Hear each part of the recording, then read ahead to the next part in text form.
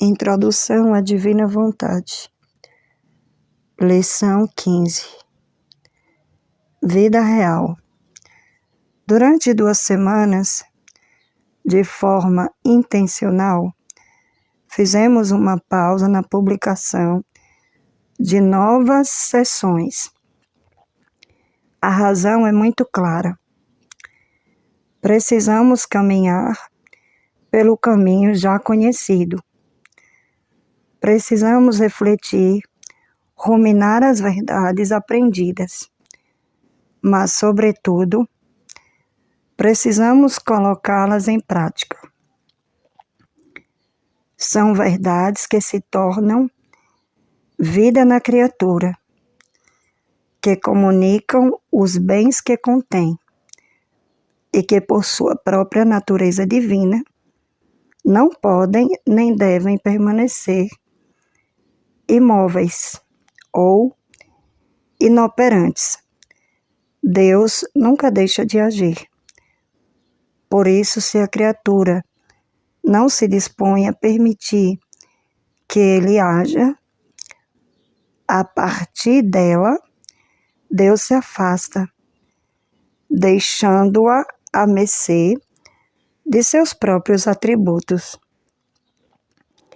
Agora, depois de termos meditado e praticado aquilo que aprendemos, já compreendemos que viver na divina vontade significa despojar-nos de tudo o que é nosso, inclusive do nosso eu, da nossa própria vontade, para adquirir todo Jesus, adquiri-lo como nossa própria vida. Por isso, é absolutamente necessário que tenhamos em nós a vida real de Jesus. Sem ela, não é possível viver na divina vontade, mas trata-se de uma vida real, não mística, como aquela vivida por quem apenas possui a graça.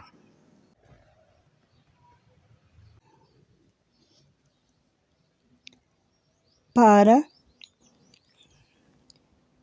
penetrarmos nesta realidade, escutemos o próprio Jesus, explicando isso a Luísa, pois também para ela parecia algo inacreditável o que lhe estava sendo comunicado. Prestemos atenção.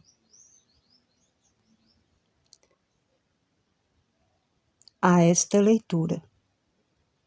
Eu me sentia oprimida pela privação do meu doce Jesus, com o acréscimo de que o confessor, como eu, não tivera confiança de me abrir com ele, e porque sou má, havia me negado a absolvição.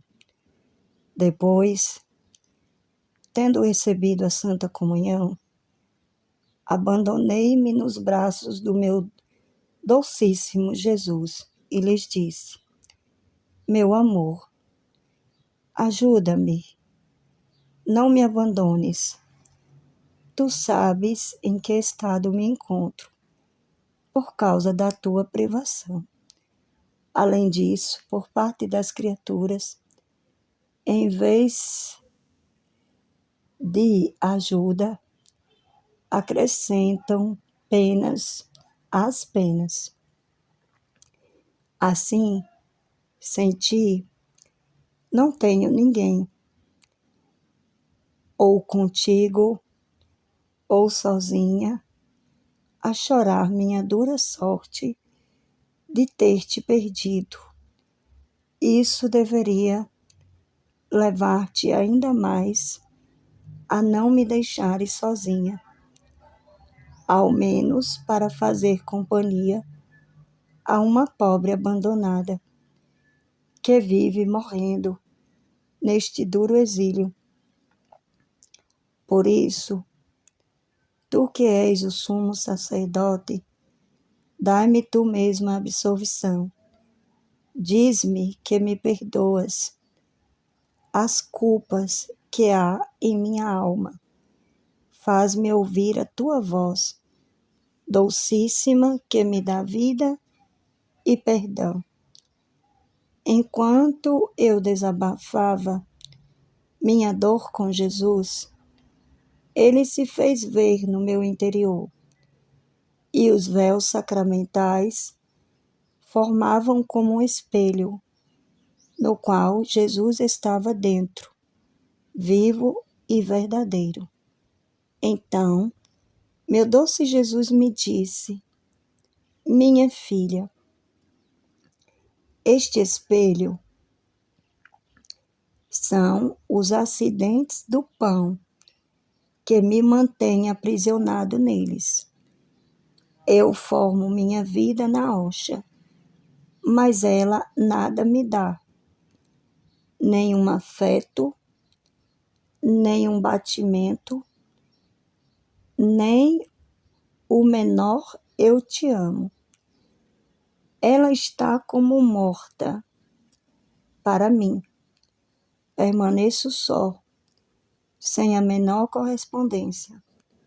Por isso, meu amor está quase impaciente para sair, para romper este espelho e descer aos corações, a fim de encontrar neles a correspondência que a hoxa não sabe nem pode dar-me. Mas sabes onde encontro minha verdadeira correspondência? Na alma que vive na minha vontade. Assim que desço ao seu coração, logo consumo os acidentes da hoxa, porque sei que acidentes mais nobres e mais queridos para mim estão prontos para aprisionar-me, para não me fazer sair daquele coração. Ali, não apenas terei vida nela, mas vida por vida. Não estarei só, mas estarei com minha companhia, mais fiel. Seremos dois corações palpitando juntos. Amaremos juntos. Nossos desejos serão um só. Assim, eu permaneço nela, e nela faço vida, vivo e verdadeiro, como faço no Santíssimo Sacramento. E sabes quais são esses acidentes que encontro na alma, que faz a minha vontade?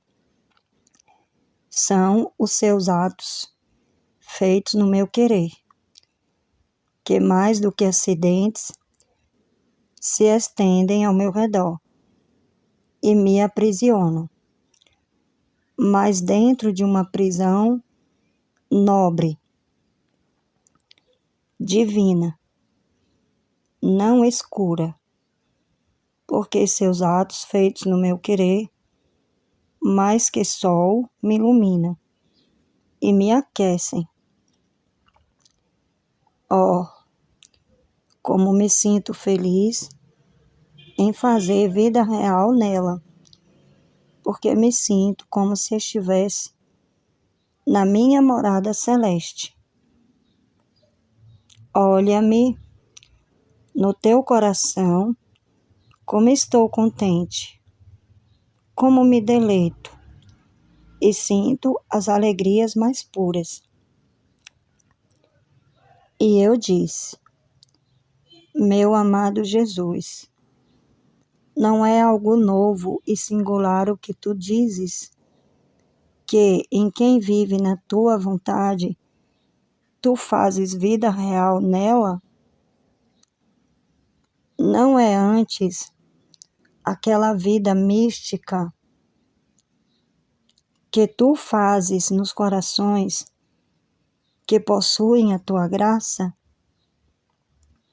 Nota: observemos bem o diálogo. Luísa faz exatamente a pergunta que nós faríamos, pois estamos acostumados a pensar que a graça já é a vida divina.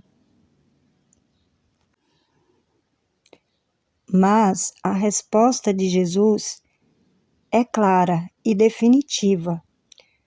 Não deixe espaço para continuarmos pensando da mesma forma. Devemos aceitar a enorme diferença entre a vida mística de quem possui a graça e a vida real de Jesus, necessária para que a divina vontade possa desenvolver sua vida na criatura. E Jesus responde: não é vida mística, como para aqueles que possuem minha graça, mas não vivem com seus atos fundidos no meu querer. Por isso não tem matéria suficiente para formar os acidentes, para aprisionar-me. Seria como se faltasse a hóstia ao sacerdote e ele quisesse pronunciar as palavras da consagração. Poderia dizê-las, mas seriam ditas no vazio, e certamente minha vida sacramental não existiria. Assim me encontro nos corações, ainda que possam possuir minha graça, mas não vivem plenamente no meu querer. Eu estou neles por graça, mas não realmente. E eu disse: meu amor, mas como é possível que tu possas viver realmente na alma que vive no teu querer? Nota: mais uma vez, Luiz antecipa nossa pergunta. Como isso pode ser possível? E Jesus responde: minha filha, não vivo acaso na hóstia sacramental, vivo e verdadeiro em alma, corpo, sangue e divindade? E por que vivo na hóstia? Porque não há nela uma vontade que se opõe à minha. Se eu encontrasse na hóstia uma vontade contrária à minha, eu não faria nela nem vida real, nem permanente. Esta é também a razão pela qual os acidentes sacramentais se consomem quando as criaturas me recebem, porque não encontro uma vontade humana unida à minha, disposta a perder a própria para adquirir a minha. Pelo contrário, encontro uma vontade que quer agir por conta própria, e então faço uma breve visita e parto. Ao contrário, para quem vive na minha vontade, meu querer e o seu são um só. E se posso fazer isso na hóstia, muito mais posso fazê-lo nela. Muito mais, porque encontro nela um batimento, um afeto, minha correspondência e minha utilidade, o que não encontro na hóstia. Nota: lembremos que o querer é o ato.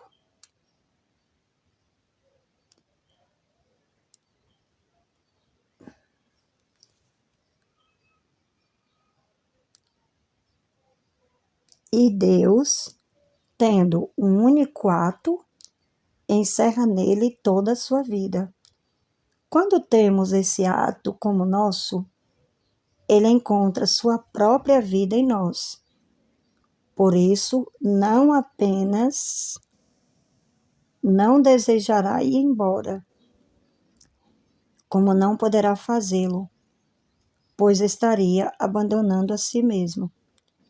Jesus continua: a alma que vive na minha vontade é necessária minha vida real nela. De outro modo, como poderia viver do meu querer? Ah, tu não queres compreender que a santidade do viver no meu querer é uma santidade totalmente diferente de todas as outras santidades. Tiradas as cruzes, as mortificações e os atos necessários da vida, que feitos na minha vontade, a tornam ainda mais bela. Essa santidade não é outra coisa senão a vida dos bem-aventurados do céu. Como eles vivem no meu querer, em virtude dele, cada um me possui, como se eu fosse só para ele, vivo e verdadeiro, não misticamente, mas realmente habitando nele. Assim como não se poderia chamar de vida do céu se não me tivessem neles, como vida própria. Do mesmo modo, quem vive no meu querer não teria nem a plenitude, nem a perfeição da minha vontade, se lhes faltasse minha vida real, que é quem emite esse querer. É verdade, tudo isso são prodígios do meu amor. Aliás, o prodígio dos prodígios, que até agora meu querer manteve escondido em si, e que agora quer fazer sair, para alcançar o fim primário da criação do homem. Por isso, a primeira vida real eu quero formar em ti. 5 de novembro de 1923. Tudo é muito claro, não é? Esses conhecimentos nos abrem perspectivas tão maravilhosas que precisamos meditá-las com profundidade, pois são de difícil compreensão. E muitos de seus alcances ainda nos permanecem velados. Se, por exemplo, a Conchita Cabreira de Armida, a quem foi concedido o dom da encarnação mística, ouviu de Jesus que quem a tocasse tocaria o Verbo, o que então se poderá dizer daqueles que não apenas possuem a presença, mas a vida real operante de Jesus em si? Com isso, podemos compreender melhor o que é comunicado a Luísa. A santidade do viver no divino querer realiza-se entre dois. Escutemos. Agora, assim quero a santidade na criatura, entre ela e eu, entre dois. Eu de um lado a dar minha vida, e como fiel companheiro a comunicar-lhe minha santidade. E ela, como fiel e inseparável companheira, a recebê-la. Assim, ela será o olho que vê, e eu o sol que lhe dá luz.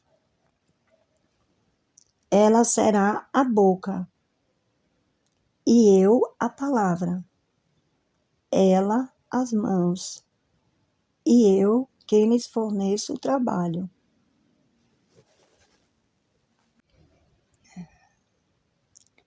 Ela o pé, e eu o passo.